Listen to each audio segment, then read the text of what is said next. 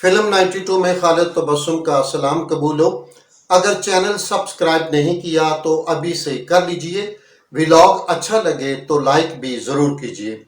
ہمارے اس ویلاگ کی شخصیت ماضی کی فلمی دنیا کے ایک کریکٹر ایکٹر نجم الحسن ہیں۔ اگرچہ انہوں نے بہت کم فلموں میں کام کیا مگر اپنی بے مثل اداکاری کے باعث آج بھی فلمی تاریخ کا حصہ ہیں، خصوصاً پنجابی فلم ہیر رانجھا میں ہیر کے باپ کے کردار میں ہمیشہ یاد رہیں گے۔ نجم الحسن لاہور میں ایک معزز گھرانے میں پیدا ہوئے۔ یہ ہندوستان پر برطانوی تسلط کا زمانہ تھا۔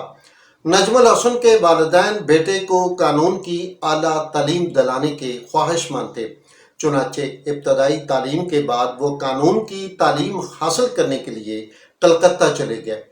دراز قد کے حامل نجم الحسن ایک وجیح و شکل نوجوان تھے جو انہیں دیکھتا ان کی کشش آمیز شکل و صورت سے متاثر ہوئے بغیر نہ رہتا۔ یہ وہ دور تھا جب فلم ٹیکنالوجی نے دنیا کے دیگر ممالک کے ساتھ ساتھ ہندوستان کے عوام کی توجہ بھی کھینچ لی تھی۔ ہندوستان میں گونگی فلموں کے بعد بولتی فلمیں بھی بننا شروع ہو چکی تھیں اور سنیما اسکرین نے اپنی جادوئی کشش کے سبب لوگوں کو اپنی جانب کھینچنا شروع کر دیا تھا۔ ابتدائی سے ممبئی فلمی دنیا کا مرکز بن گیا تھا۔ جہاں نئے فلمی ادارے جنم لینے لگے تھے وہاں فلمی اسٹوڈیوز بھی قائم کیے جانے لگے۔ انہی دنوں فلمی کاروبار سے منسلک ایک ہندو نوجوان ہیمن شورائے اور اس کی بیوی دیویکا رانی نے 1934 میں بمبے ٹاکیز کے نام سے ایک فلمی ادارے کی بنیاد رکھتے ہوئے اس نام سے فلم اسٹوڈیو بنانے کا بھی آغاز کر دیا۔ چنانچہ ہیمن شورائے اور دیویکا رانی نے اپنی تمام تر توانائیاں بمبے ٹاکیز فلم اسٹوڈیو کی تعمیر و ترقی پر صرف کرنا شروع کر دی۔ 1935 میں انہوں نے بمبے ٹاکیز کے بینر تلے پہلی فلم جوانی کی ہوا بنانے کا اعلان کر دیا۔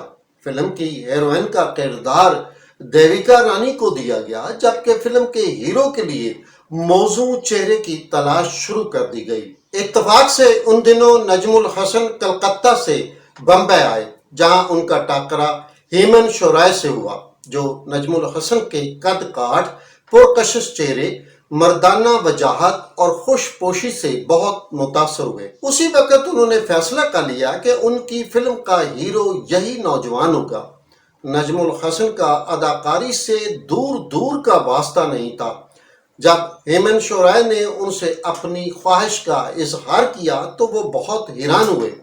وہ کلکتہ میں قانون پڑھ رہے تھے، اس لیے وہ ہیمن شورائے کی خواہش پر اپنا مستقبل قربان کرنے پر تیار نہ ہوئے۔ ہیمن بھی نجم الحسن کو ہر قیمت پر فلم کے ہیرو کے روپ میں لینے کا پختہ ارادہ کر چکے تھے، چنانچہ انہوں نے نجم الحسن کو مستقبل کے سہانے اور پرتعیش خواب دکھانے شروع کر دیے۔ آخر نجم الحسن مان گئے، یوں وہ قانون دان بنتے بنتے فلمی اداکار بن گئے۔ ہیمن شورائے نے نجم الحسن کو اپنی آنے والی چند دوسری فلموں میں بھی ہیرو کے طور پر کاسٹ کر لیا۔ فلم کی شوٹنگ شروع کر دی گئی۔ نجم الحسن ہیرو کے روپ میں دیویکا رانی کے ساتھ کیمرے کے سامنے ڈائیلاگ بولنے لگے۔ فلم کی کہانی کے مطابق ہیروئن بچپن ہی سے ہیرو کو چاہتی ہے، پھر ایک روز وہ بچپن کے پیار کے ساتھ بھاگ جاتی ہے۔ اس وقت کوئی نہیں جانتا تھا کہ آنے والے وقت میں یہ فلمی کہانی حقیقت کا روپ دھارنے جا رہی تھی۔ دیویکا رانی بھی ایک خوبصورت اور حسین خاتون تھی۔ بدقسمتی سے ان کے شوہر ہیمن شورائے کا اس کے ساتھ اچھا برتاؤ نہ تھا، جس کی وجہ سے وہ شوہر کی جانب سے محبت اور احترام کے رویہ سے محرومی کا شکار تھی۔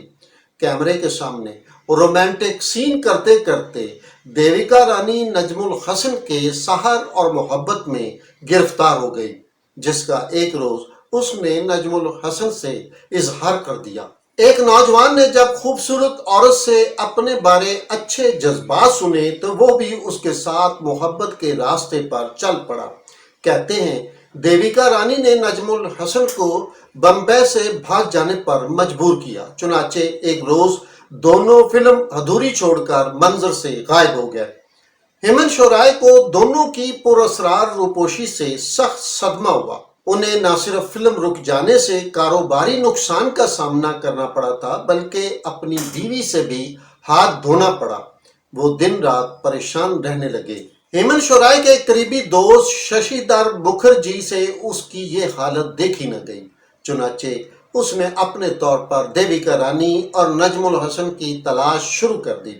हालातों वाकयात की कड़ियां मिलाते मिलाते एक रोज मुखर्जी दोनों तक पहुंच गए, जो कलकत्ता के ग्रैंड होटल में पनाह लिए हुए थे। मुखर्जी ने देविका से वापसी की दरख्वास्त की, जिसे उसने मुस्तरद कर दिया। इस पर मुखर्जी ने देविका रानी को जिंदगी के हकायक से आगाह करते हुए बावर कराया कि नजमुल हसन एक मुसलमान नौजवान है और तुम हिंदू औरत हो, इसलिए नजमुल हसन का खानदान और समाज दोनों तुम्हें कबूल नहीं करेंगे और आपको बाद में तमाम उम्र अपने इस फैसला पर पछताना पड़ेगा। इसलिए बेहतर है कि आप वापस घर आ जाएं। आपको बाहिफाजत वापसी की गारंटी देता हूँ।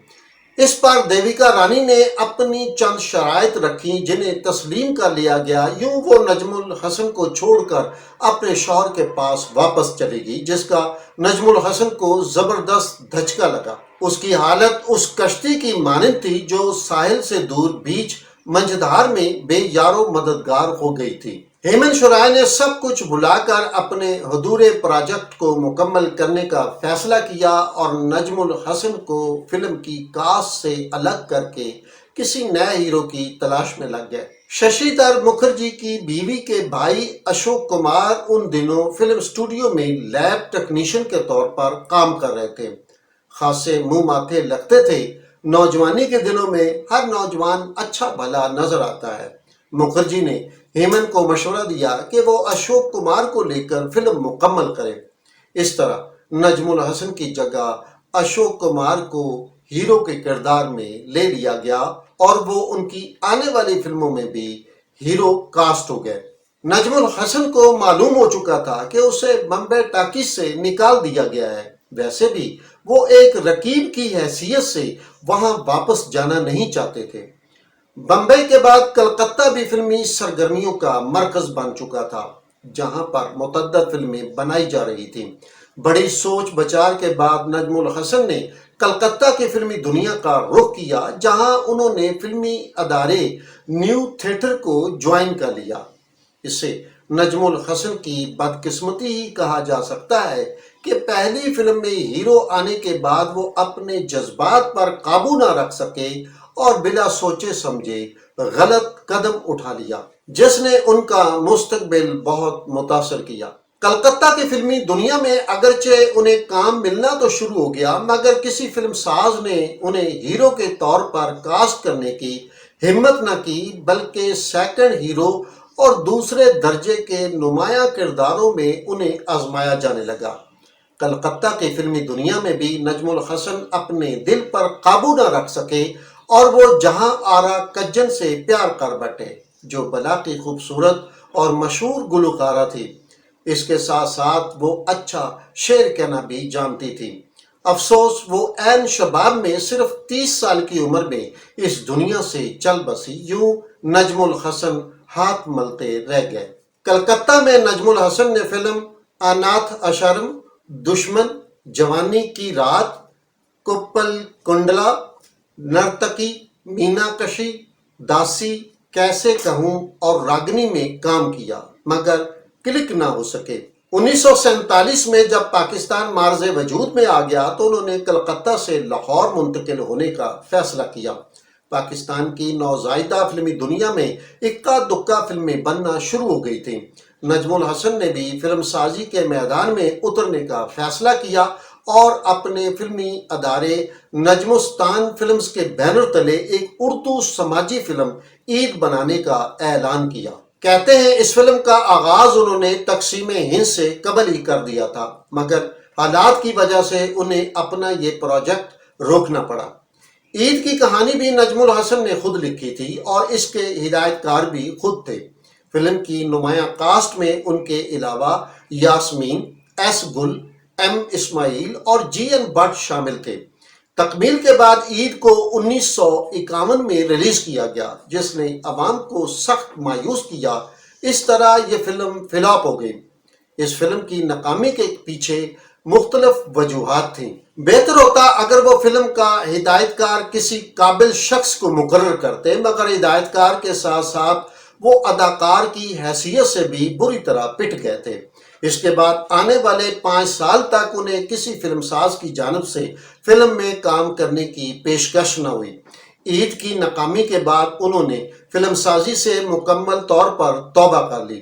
1957 میں انہیں فلم ساز شیخ حسن لطیف کی حب الوطنی کے موضوع پر بنائی جانے والی فلم بیداری میں کام کرنے کا موقع ملا۔ بیداری کے ہدایت کار رفیق رضوی تھے، جبکہ فلم کی کہانی وزیر علی نے لکھی، جو اداکار رتن کمار کے بڑے بھائی تھے، اور انہی کی سفارش پر رتن کمار کو پہلی مرتبہ ایک نمایاں کردار دیا گیا۔ نجم الحسن نے معاون اداکار کے طور پر اچھا کام کیا۔ بیداری کو اوسط درجے کی کامیابی ملی۔ اس کے بعد نجم الحسن کو پھر طویل عرصہ تک انتظار کرنا پڑا۔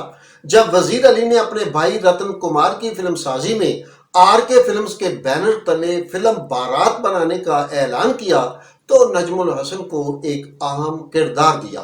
فلم کے مرکزی کردار نیلو اور رتن کمار نے ادا کیے۔ 1963 میں جب بارات کو نمائش کے لیے پیش کیا گیا تو یہ بری طرح فلاپ ہو گئی۔